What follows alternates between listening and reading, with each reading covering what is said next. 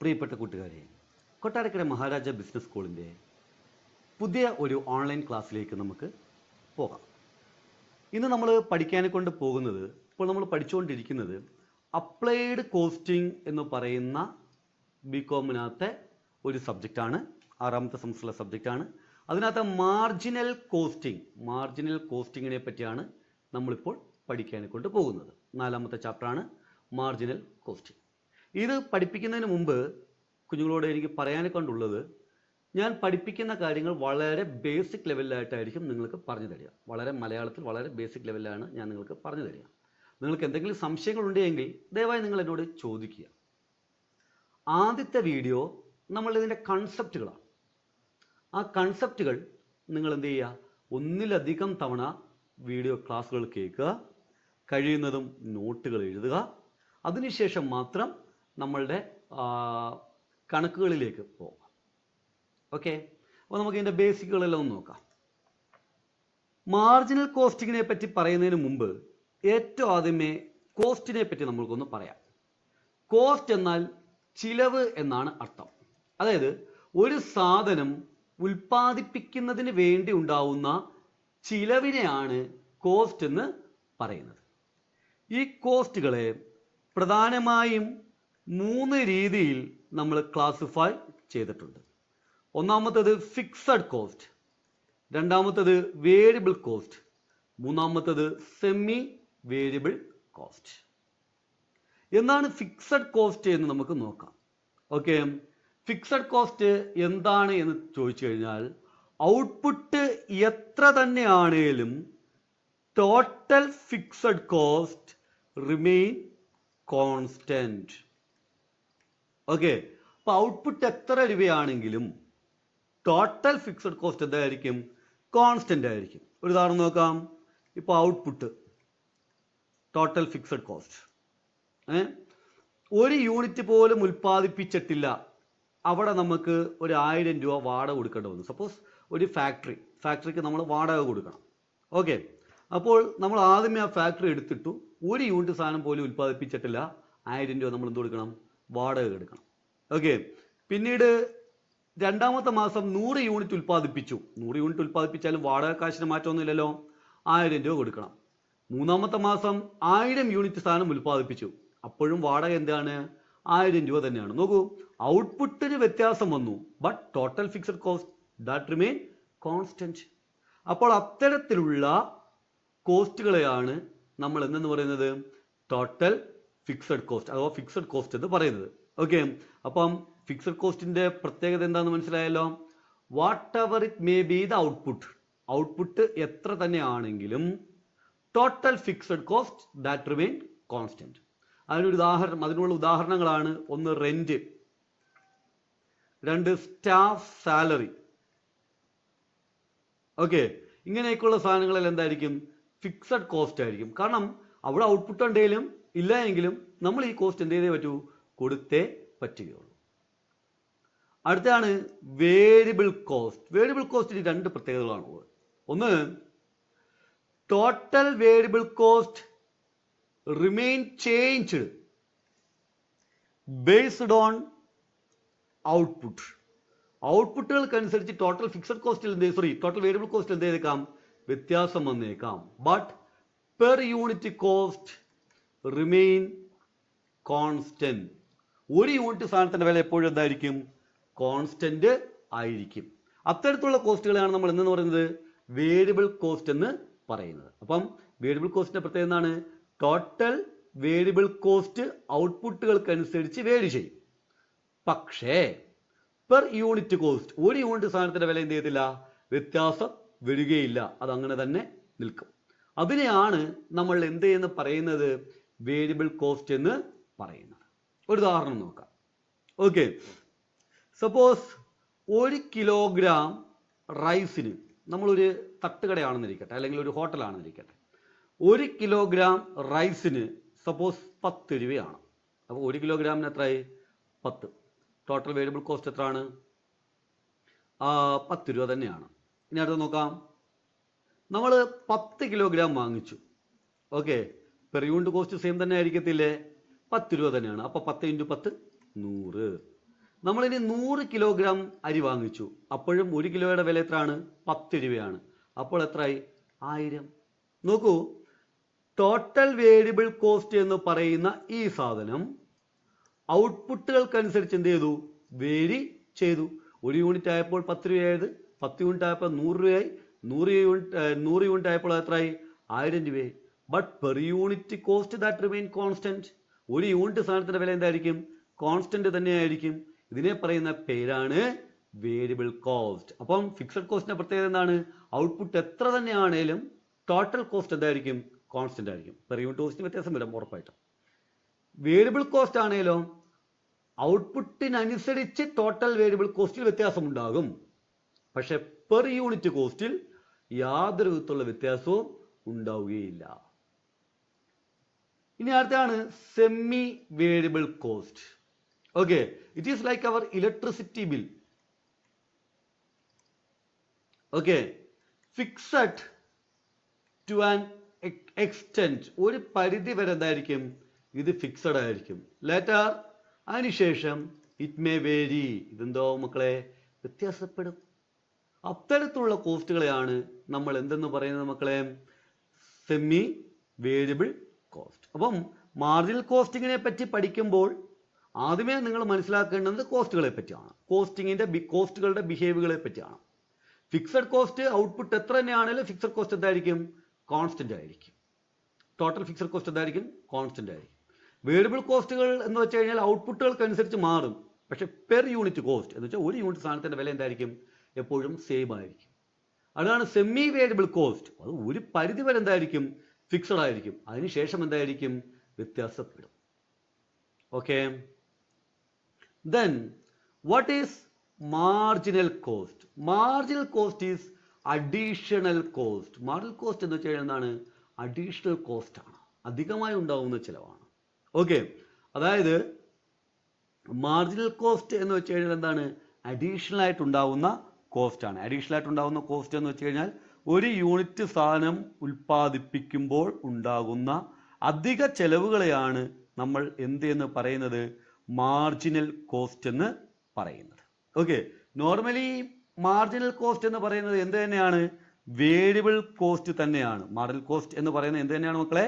Variable cost തന്നെയാണ്. Okay, അപ്പോൾ marginal cost എന്ന് വെച്ച് കഴിഞ്ഞാൽ ഇങ്ങനെയാണ് നമ്മൾ അതിനെ ഡിഫൈൻ ചെയ്തിരിക്കുന്നത്. Marginal cost is the cost of producing one additional unit of output. ഒരു യൂണിറ്റ് സാധനം അധികമായി ഉൽപ്പാദിപ്പിക്കുന്നതിന് വേണ്ടി ഉണ്ടാകുന്ന അധിക ചെലവുകളെയാണ് നമ്മൾ എന്തെന്ന് പറയുന്നത്? മാർജിനൽ കോസ്റ്റ് എന്ന് പറയുന്നത്. Okay, what is marginal costing? എന്താണ് മാർജിനൽ കോസ്റ്റിംഗ് എന്ന് നമുക്കൊന്ന് നോക്കാം. ഓക്കെ, മാർജിനൽ കോസ്റ്റിങ്ങിനെ പറ്റി എന്താണ് പറയുന്നത്? It is a technique of costing. Okay, ഇതെന്താണ് മക്കളെ? Technique of costing.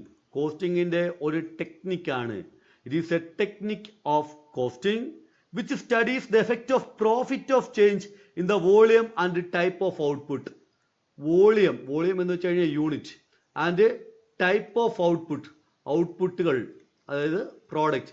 ഓക്കെ, അപ്പം ഒരു സാധനത്തിന്റെ ഔട്ട്പുട്ടുകളുടെ ടൈപ്പും വോളിയങ്ങൾക്കും അനുസരിച്ച് എങ്ങനെയാണ് പ്രോഫിറ്റിൽ വ്യത്യാസം ഉണ്ടാകുന്നത് എന്നുള്ളതിനെ പറ്റിയാണ് മാർജിനൽ കോസ്റ്റിങ്ങിനകത്ത് പഠിക്കുന്നത്. ഒന്നും വലിയ സംഭവമുള്ള കേസുകളൊന്നുമല്ല. നമുക്ക് നമ്മുടെ കലാപരിപാടികളിലേക്ക് പോകാം.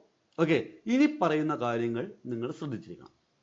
ഒരു സാധനത്തിന്റെ സെല്ലിംഗ് പ്രൈസ് എന്നത് പ്രധാനമായും 3 ഘടകങ്ങളെ ആശ്രയിച്ചായിരിക്കും. 1 variable cost, 2 fixed cost, 3 profit. Okay, ഈ 3 കാര്യങ്ങളെ ആശ്രയിച്ചിട്ടായിരിക്കും ഒരു സെല്ലിംഗ് പ്രൈസ് ഡിറ്റർമിൻ ചെയ്യുക. അപ്പൊ നിങ്ങൾ ചോദിക്കും, സാറേ സെമി വേരിയബിൾ കോസ്റ്റ് ഒന്ന്. ഈ സെമി വേരിയബിൾ കോസ്റ്റിനെ നമ്മൾ എന്തായിട്ട് ഡിവൈഡ് ചെയ്യും? 2ആയിട്ട് ഡിവൈഡ് ചെയ്യും, ഫിക്സഡ് കോസ്റ്റ് ആയിട്ടും വേരിയബിൾ കോസ്റ്റ് ആയിട്ടും. ഓക്കെ, സോ സെല്ലിംഗ് പ്രൈസ് എന്ന് പറഞ്ഞത് variable cost plus fixed cost plus profit. Okay, ഈ ഒരു കാര്യം മനസ്സിൽ വെച്ചേക്കാം. നമുക്കിപ്പോൾ ഇവിടെ ഏറ്റവും ആദ്യമായി നമുക്ക് പഠിക്കാൻ പോകുന്നത് കോൺട്രിബ്യൂഷൻ എന്ന് പറയുന്ന ടേമാണ്. കോൺട്രിബ്യൂഷൻ. ഓക്കെ, കോൺട്രിബ്യൂഷൻ എന്നാൽ സെയിൽസിൽ അടങ്ങിയിട്ടുള്ള ഫിക്സഡ് കോസ്റ്റിന്റെയും പ്രോഫിറ്റിന്റെയും തുകയെ പറയുന്ന പേരാണ് കോൺട്രിബ്യൂഷൻ. ഓക്കെ, കോൺട്രിബ്യൂഷൻ എന്ന് വെച്ച് കഴിഞ്ഞാൽ എന്താണ്? ഈ സെയിൽസിനകത്ത് ഉണ്ടായിരിക്കുന്ന ഫിക്സഡ് കോസ്റ്റിന്റെയും പ്രോഫിറ്റിന്റെയും തുകയാണ് കോൺട്രിബ്യൂഷൻ. അപ്പൊ നമുക്ക് നോക്കാം. കോൺട്രിബ്യൂഷൻ ഈസ് ഈക്വൽ ടു സെയിൽസിനകത്ത് അടങ്ങിയിട്ടുള്ള ഫിക്സഡ് കോസ്റ്റിന്റെയും പ്രോഫിറ്റിന്റെയും തുകയല്ലേ? അപ്പൊ contribution is equal to fixed cost plus profit ആണ്. അല്ലെങ്കിൽ കോൺട്രിബ്യൂഷൻ ഈസ് ഈക്വൽ ടു നമ്മളുടെ ടോട്ടൽ സെയിൽസ് ഇല്ലയോ, സെല്ലിംഗ് പ്രൈസ്. ആ സെല്ലിംഗ് പ്രൈസിനകത്തുനിന്ന് എന്ത് കുറച്ചാലും മതി? വേരിയബിൾ കോസ്റ്റ് കുറച്ചാലും മതി. നോക്കൂ, ഈ സെല്ലിംഗ് പ്രൈസിനകത്തുനിന്ന് വേരിയബിൾ കോസ്റ്റ് അങ്ങ് കുറച്ച് കഴിയുകയാണെങ്കിൽ മിച്ചം കിടക്കുന്നത് എന്താണ്? ഫിക്സഡ് കോസ്റ്റും പ്രോഫിറ്റും അല്ലേ? ആ ഫിക്സഡ് കോസ്റ്റിന്റെയും പ്രോഫിറ്റിന്റെയും തുകയെ പറയുന്ന പേരാണ് കോൺട്രിബ്യൂഷൻ. അപ്പം എന്താണ് കോൺട്രിബ്യൂഷൻ? സെയിൽസിൽ അടങ്ങിയിട്ടുള്ള ഫിക്സഡ് കോസ്റ്റിന്റെയും പ്രോഫിറ്റിന്റെയും തുകയെ പറയുന്ന പേരാണ് എന്താ മക്കളെ? കോൺട്രിബ്യൂഷൻ. ക്ലിയർ ആണല്ലോ? ഇനി അങ്ങനെയാണ് എങ്കിൽ അടുത്തൊരു സാധനം നോക്കാം. What is P V ratio?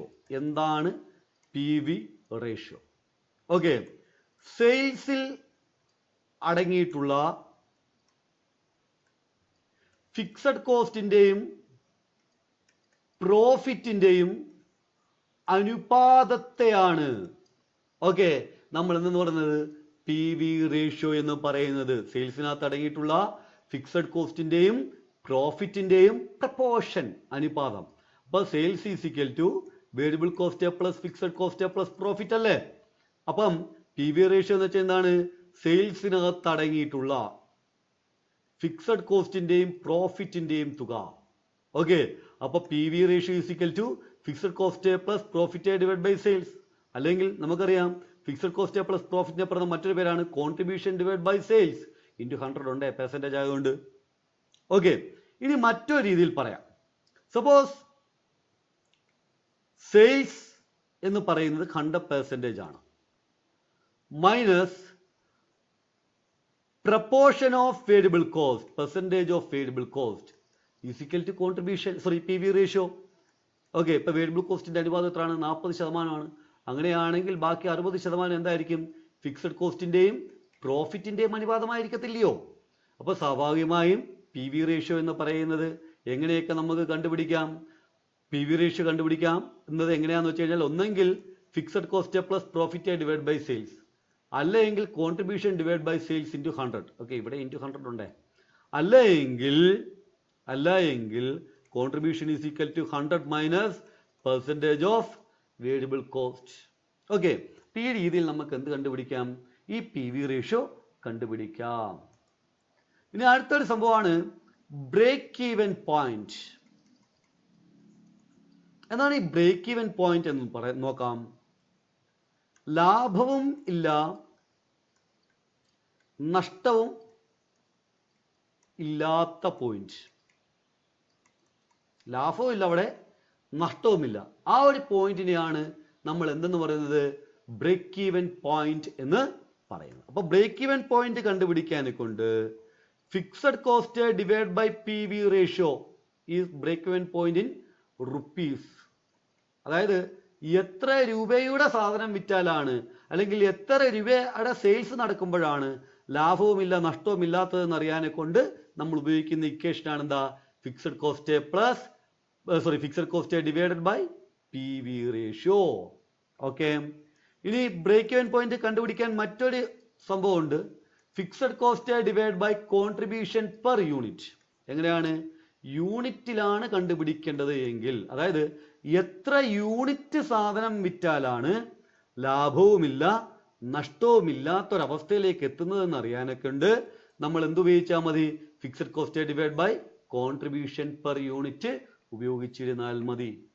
Okay, അപ്പൊ ബ്രേക്ക് ഈവൻ പോയിന്റ് എന്ന് വെച്ച് കഴിഞ്ഞാൽ എന്താണ്?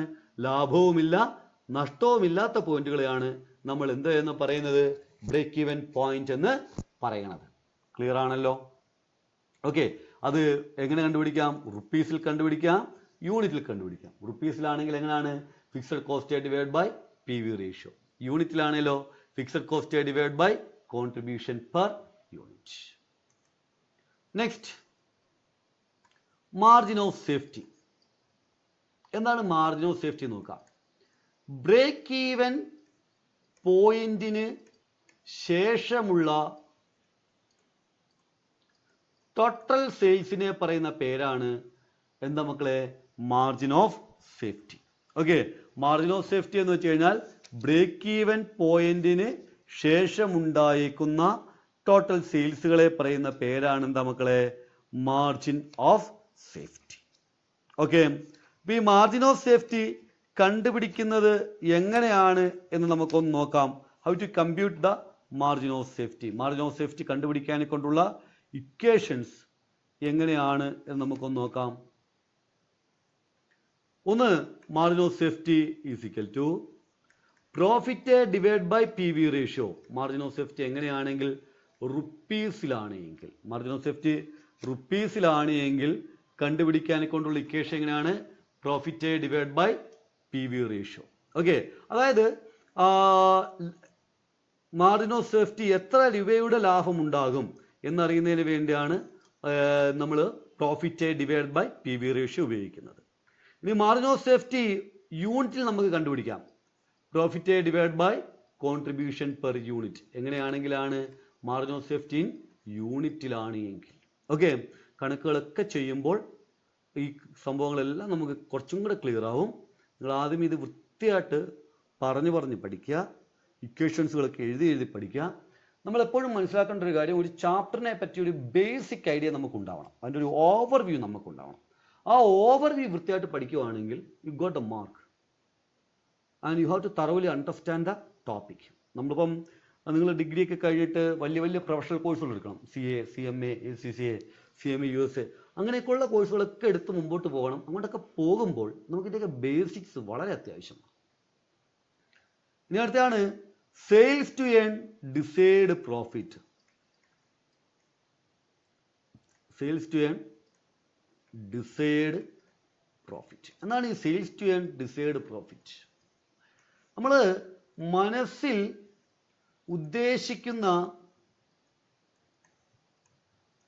ലാഭം കിട്ടാൻ ഉള്ള സെയിൽസ്, അതിനെയാണ് sales to earn desired profit എന്ന് പറയുന്നത്. ഓക്കെ, അപ്പോൾ sales to earn desired profit ആണെങ്കിൽ അത് കണ്ടുപിടിക്കാനുള്ള ഇക്വേഷൻ ഉണ്ട്. Fixed cost plus desired profit divide by PVR. എങ്ങനെയാണെങ്കിലാണ് റുപ്പീസിലാണ് എങ്കിൽ, അതായത് 10,000 രൂപയുടെ ലാഭം കിട്ടാൻ എത്ര രൂപയുടെ കച്ചവടം നടത്തണം എന്നാണ് നമ്മൾ ഉദ്ദേശിക്കുന്നതെങ്കിൽ അത് കണ്ടുപിടിക്കാനുള്ള ഇക്വേഷനാണ് എന്താ മക്കളെ, fixed cost plus desired profit divide by PV ratio. ഇനി അടുത്തത് sales to earn desired profit കണ്ടുപിടിക്കാൻ മറ്റൊരു ഇക്വേഷൻ ഉണ്ട്. Fixed cost plus desired profit divide by contribution per unit. അതായത് എത്ര യൂണിറ്റ് സാധനം വിറ്റാലാണ് നമുക്ക് 10,000 രൂപ ലാഭം കിട്ടുക. അപ്പൊ അതറിയണമെങ്കിൽ എന്താ ഇക്വേഷൻ അപ്ലൈ ചെയ്താൽ മതി, fixed cost plus desired profit divide by contribution per unit. Okay, അപ്പം ഇത്രയുമാണ് നമുക്ക് മാർജിനൽ കോസ്റ്റിങ്ങിനകത്ത് ഒരു ഓവർവ്യൂ ആയിട്ട് പഠിക്കാനെ കൊണ്ടുള്ളത്. നിങ്ങളിത് വീണ്ടും വൃത്തിയായിട്ട് പഠിക്കുക, നല്ല രീതിയിൽ തന്നെ ഇത് പഠിക്കാനെ കൊണ്ട് ശ്രമിക്കുക, ഈ നോട്ടുകളൊക്കെ എഴുതുക. അപ്പോൾ ഇതിൻ്റെ കണക്കുകളും കാര്യങ്ങളുമായിട്ട് നമുക്ക് അടുത്ത വീഡിയോയിൽ കാണാം. Thank you.